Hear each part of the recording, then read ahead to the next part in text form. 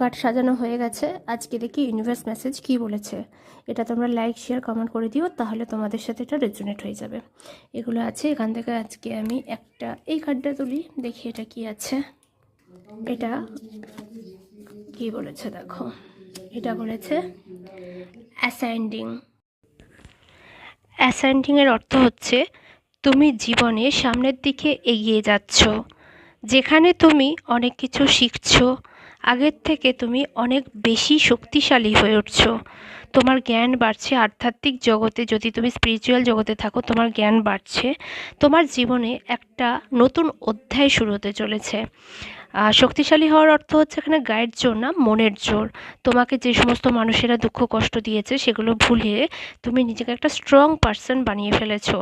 তো তুমি সামনের দিকে খুব সুন্দরভাবে এগিয়ে চলেছো। তোমার সামনে একটা নতুন অধ্যায় শুরু হতে চলেছে।